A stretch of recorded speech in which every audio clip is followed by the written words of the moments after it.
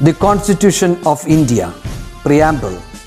We, the people of India, having solemnly resolved to constitute India into a sovereign, socialist, secular, democratic republic and to secure to all its citizens justice, social, economic and political, liberty of thought, expression, belief, faith and worship, equality of status and of opportunity, and to promote among them all fraternity, assuring the dignity of the individual and the unity and integrity of the nation. In our Constituent Assembly, this 26th day of November 1949, do hereby adopt, enact and give to ourselves this Constitution.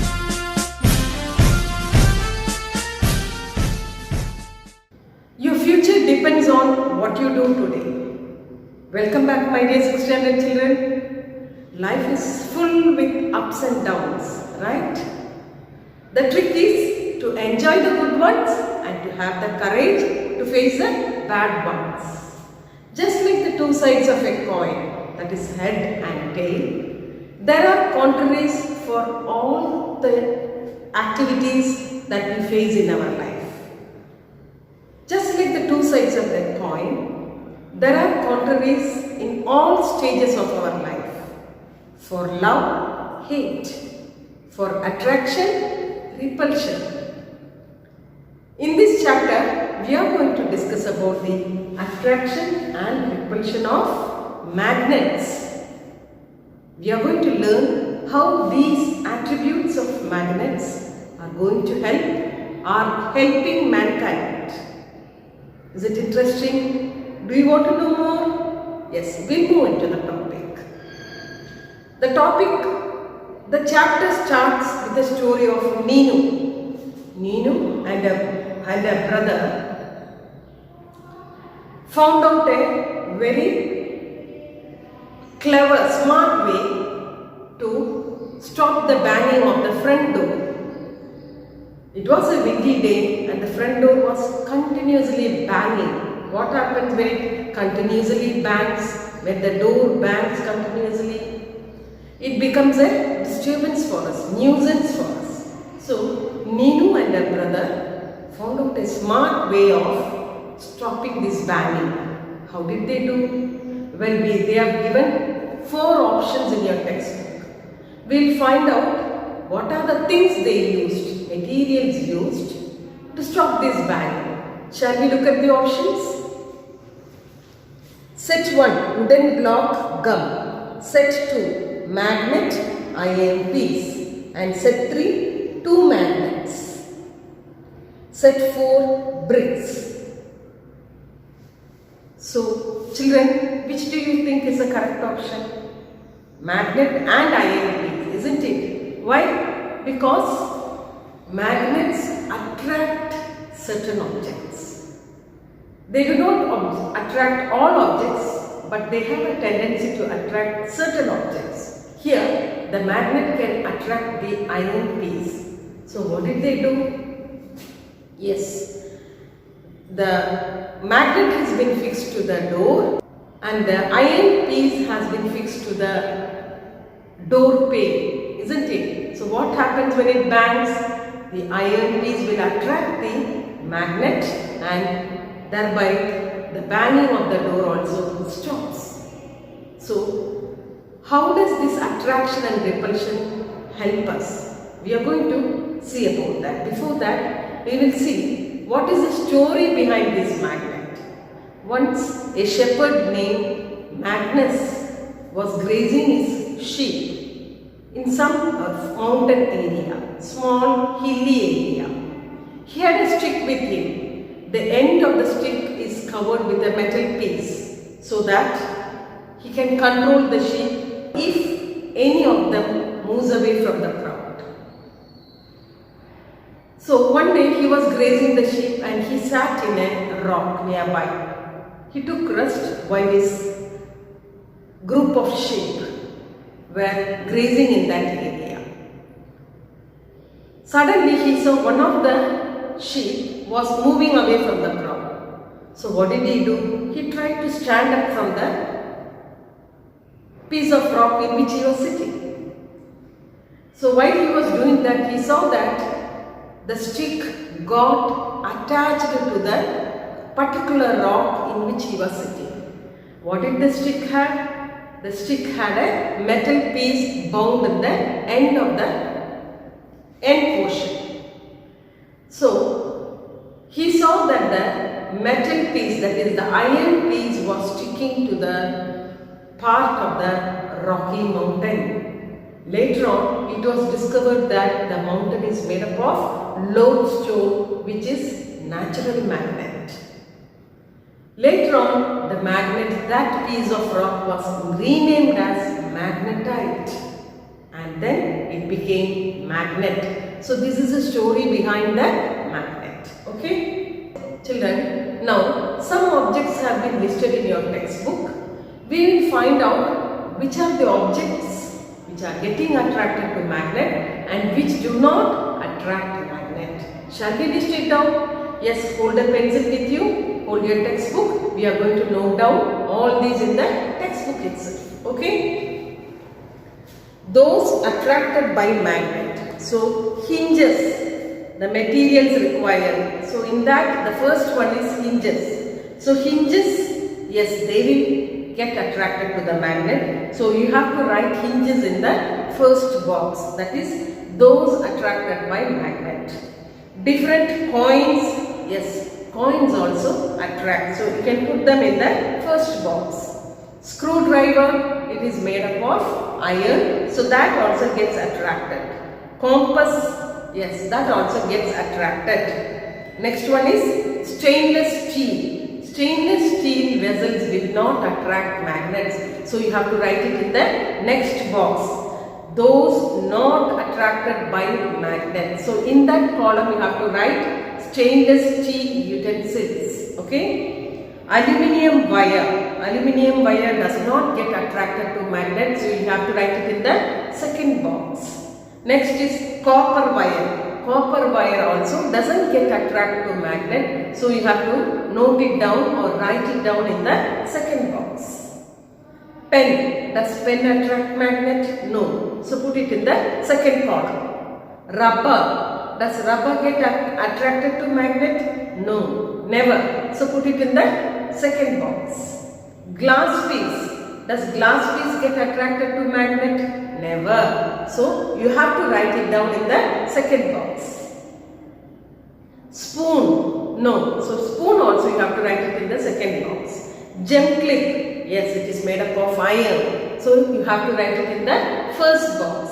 Plastic. No. So put it in the, place it in the second box. So now we have classified things, some things, materials, into those which are attracted by magnet and those which are not attracted by magnet. Now shall we classify what are the substances, magnetic substances, and what are non-magnetic substances? Now it is easy to classify, isn't it? Those which are attracted by magnet are called magnetic substances, and those which are not attracted by magnets are called as non-magnetic substances. What are the examples for magnetic substances? Screwdriver, compass, isn't it? All those materials which are made up of iron are magnetic, whereas rubber, plastic, stainless steel utensils, they are non-magnetic substances. Okay? Children, now we have discussed what are magnets. Now you know the history of magnet, right? And we have also learned what are magnetic and non-magnetic substances. Now we see different types of magnets in the market. Shall we discuss the different types of magnets? Yes, you can see in your textbook. The first one is bar magnet, then U magnet, disc magnet, ring magnet, arc magnet, and cylindrical magnets. So these are all different types of magnets that are available in the market. The magnets which are available in markets are not natural magnets. They are all artificial magnets. How are they made? They are made using alnico, A-L-N-I-C-O, alnico. What is alnico? Alnico is an alloy. What What do you mean by alloy? Alloy means mixture. So alnico is a mixture or alloy of aluminium, nickel, cobalt and iron. So sometimes neodymium and samarium are also used in making artificial magnets. Okay, so whatever magnets we see in the markets these days, they are all artificial magnets. Lodestone is the only natural magnet. Okay, so nowadays we are using artificial magnets for diverse uses. What are they? We will see that. What are the uses? We will see that. Okay, children, you like watching TV, you listen to radio, you listen to loudspeakers, isn't it? So how is this sound produced? Sound is produced by using speakers, and these speakers contain magnet. The magnet helps in producing sound in all these devices, that is TV, speakers, radio, mobile phones also, they also have speakers. So all these speakers will contain different types of magnets in it. That is the different magnets that we see in markets, whether small or big, are used in these speakers to produce sound. The headphones we use while using mobile, that also has got speaker in it. And the loudspeakers which we often see in ceremonies, temples, all, they also have speakers. So definitely we know the size of the speakers in headphones and the speaker that is used in functions, isn't it? There also the size varies. So why do you think the size varies here? Or what happens when the size varies? The size of the magnet also varies. In small speakers like which are used in headphones, the size of the speaker is small and thereby the size of the magnet is also small. Whereas the loudspeakers which are used in functions, that is temples and some ceremonies, so there the speaker is big and so the magnets used also will be huge. So big magnets are used in big speakers to produce large sounds, whereas small speakers with small magnets are used in headphones to produce small volume of sounds. Okay. So in your textbook there is a box, reason behind using a large magnet in loudspeakers. So what is the reason to produce large sounds? You can note it down. Okay, now the next column, reason behind using a small magnet in headphones. So why do we use a small magnet in headphones? Because we need only minimum sound there. So you can write to produce minimum sound. Okay, so I hope all these can be noted in the textbook itself. So now tell me children, when a person is addressing a crowd, which speaker he should use? Yes, he must use a loudspeaker because we need to produce a maximum sound there. So large loudspeakers are used with the huge magnets, isn't it? Children, now you can easily tell me, why do magnets differ in shapes? Isn't it? We saw different shaped magnets, bar magnet, ring magnet, cylindrical magnet. Now we can say, why do the shapes differ? Why do the shapes differ? To fit inside the device, isn't it? So note it down in the textbook itself. Why do the magnets differ in shape and size? Number 1, to fit inside the device, and number 2, to produce sound accordingly.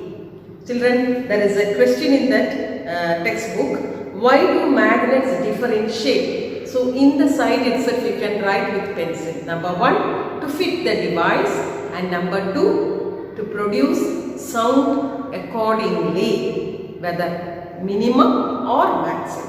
Okay, so you can write the answers in the textbook. No need to write this in the file. Okay, so there is a sentence given in the textbook. the shape and size of magnets differ according to the device in which they are placed. For example, arc-shaped magnets or ring tube magnets are used in mini motors. So these mini motors which are used for our science projects, they have arc-shaped or ring-shaped magnets inside them. Why?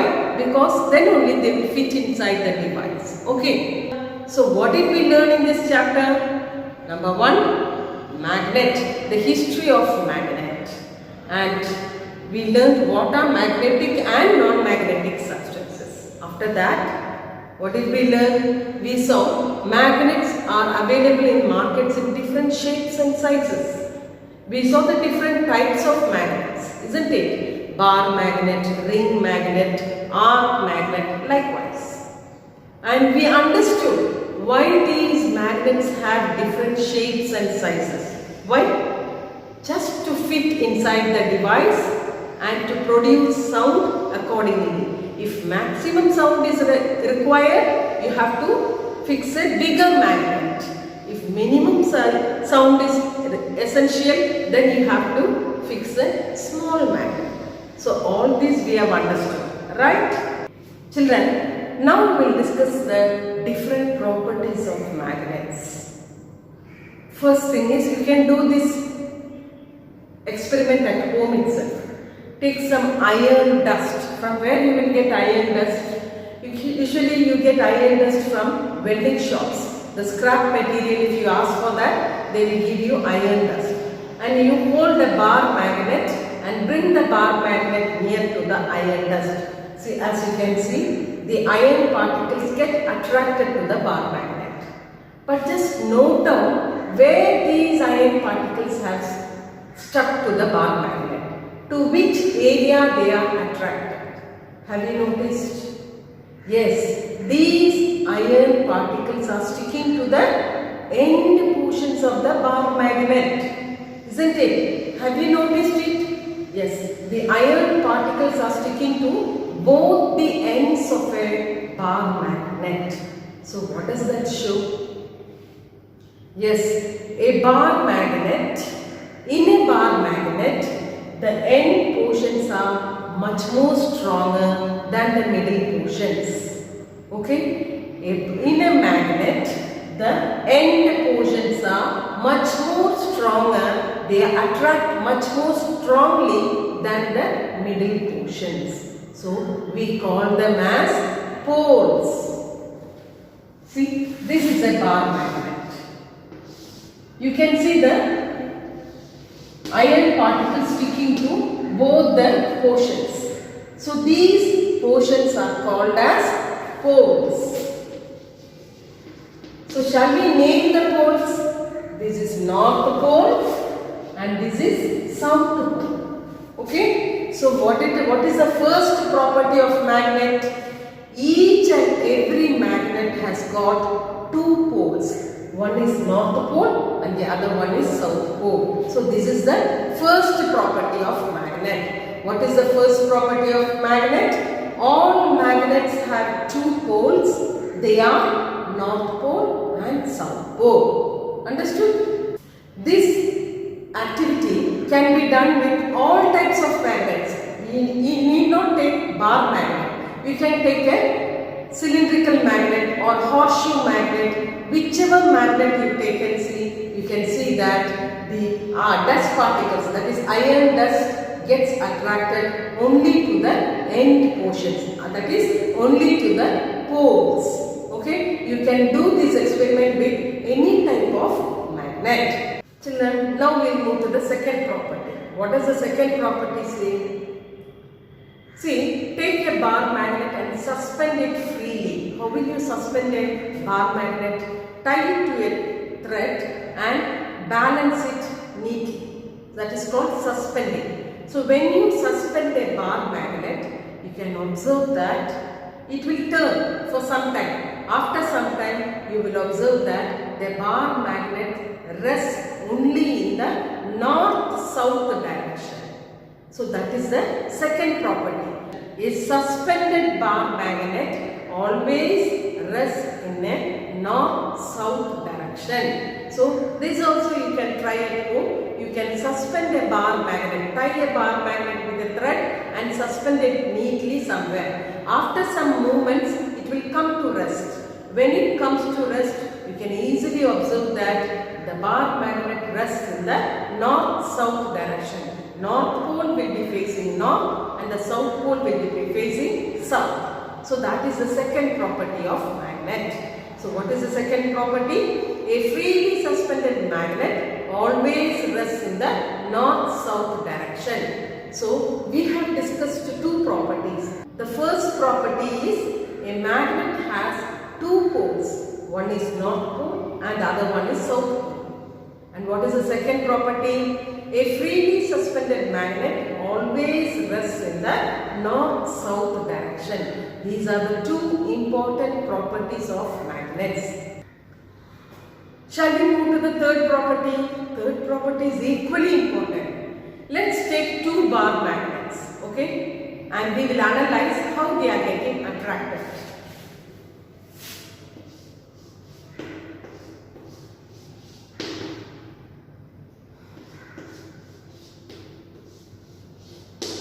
So these are two bar magnets. Shall we write the poles?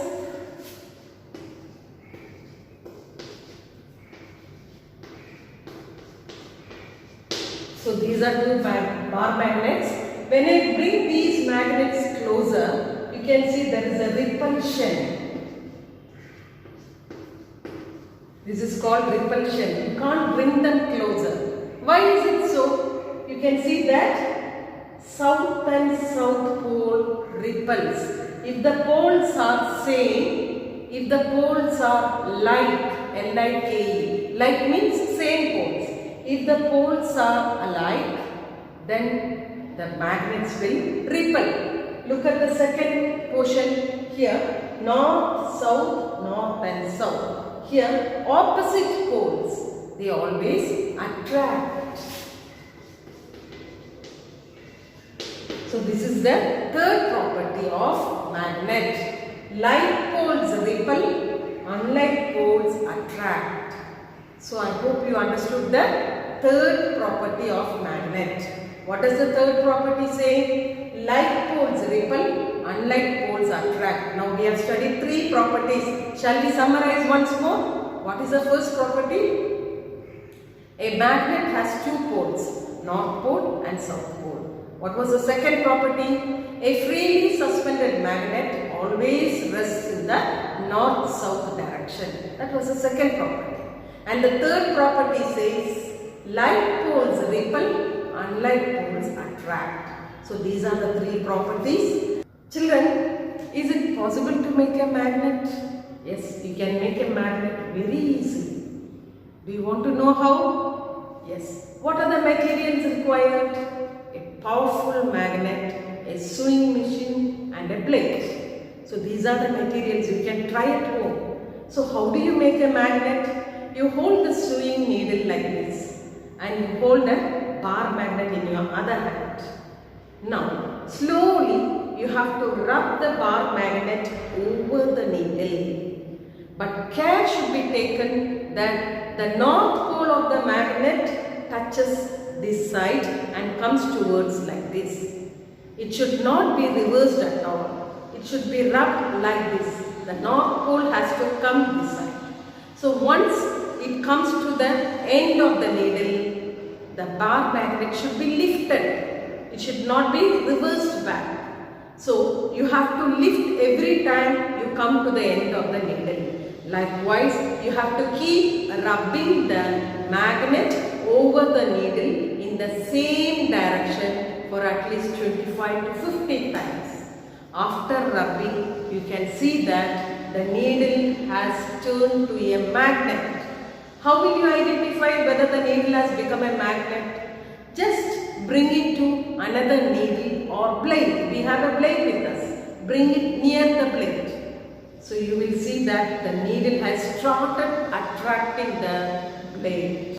So this is how you make a magnet at home. So will you try this activity at home? So likewise you can magnetize a blade also. How will you magnetize a blade? The same way. Hold a blade in one hand, hold a bar magnet in the other hand, keep rubbing. But care should be taken that the bar magnet is rubbed only in one direction.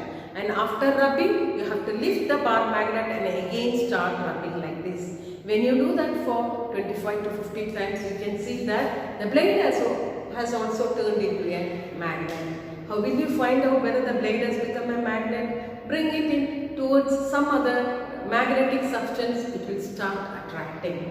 This is how you make a magnet easily at home. Children, what is the range of attraction of a magnet? A magnet has got its limitation. So, how will you prove this? Through an experiment. And what are the materials required? A needle, thread, a metal scale and a bar magnet. A needle should be suspended. A needle should be suspended using a stand, and as shown in the diagram, place a scale on the table in such a way that the one end of it is below the needle. Move the magnet on the scale from the other end to the side of the needle. Stop moving the magnet when the attractive force is felt on the needle. So, it is easy to identify the range of attraction. To one particular distance only, the needle starts deflecting. What is the meaning of deflecting? Moving. So, only when the magnet is brought closer to one point, the needle starts deflecting. So, that point, only till that point, the magnet has got the range of attraction. Beyond that, the magnet doesn't attract. So, there is a range of attraction for all magnets. So, the same experiment can be tried with books, iron dust and bar magnets as shown in the textbook. So, you can see a range is there, isn't it? A bar magnet is kept behind the paper which is adjusted in between the books. So, you can see the iron dust is getting collected only till some part. Beyond that, the iron particles never goes. So, that is the range of attraction of that particular magnet. So, we call this field as magnetic field. This range, that is the limit, we call it as magnetic field. What is a magnetic field? Definition is given in your textbook. We move to that. The magnetic strength is stronger at the regions near the poles. So, obviously, the strength is stronger at poles. That is why we call it as north and south poles. As the distance from the pole increases, the magnetic strength weakens. As the distance increases, the magnetic strength also weakens. The region around the magnet where the force of magnet is felt is magnetic field. So, children, so we can say that only near the poles the magnetic force will be stronger. As we go beyond the poles, you can see that the range of attraction is getting less. This range of attraction, that is the distance, that particular area, we call it as magnetic field. Okay? Children, there are different types of magnets available in markets. Collect them one by one. It's going to be a good collection. And you can also make toys using magnets. Read the instructions that is given in your textbook and you can make toys as per the instructions. Make toys of your own choice and send it to me through video. Okay? Let me include that in my next video. Okay? Shall we move to let us assess? See, the first question is, of two identical substances, one is an iron piece, the other is a magnet. How do you distinguish between the two? Yes, using the poles. You have a magnet and iron piece with you. So, how are you going to distinguish which is a magnet? Both are looking alike. How will you distinguish that? Yes, you take another bar magnet. What happens? When you bring another bar magnet to the second bar magnet to the first bar magnet, one side will get attracted because unlike poles will attract. When you turn it on the other way, like poles will not attract. How about an iron piece? Both sides will be attracted. So you can easily distinguish iron piece and a magnet using another bar magnet by using the property that is like poles repel, unlike poles attract. Okay, so using that property, we can easily identify whether an object is magnet or iron piece. Okay, now we move to the second question. Two bar magnets remain attracted. One pole is marked here. So mark the other poles. So the marked pole is south. So which is going to be the other one? North. So you can do it like that. North, south, and obviously this is going to be north, south, isn't it? So that is why they are getting attracted. Here it is unlike pole, so they remain attracted. Now which of the following magnets is used in speakers? In speakers we use ring magnet, isn't it? So D is the magnet, type of magnet which is used in speakers.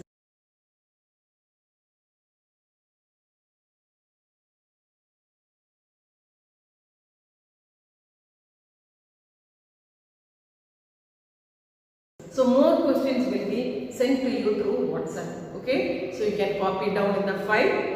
Take care, read the lesson properly, try out all the activities using magnets. It's very interesting, and try to make some toys also using magnets. Okay, bye children, take care.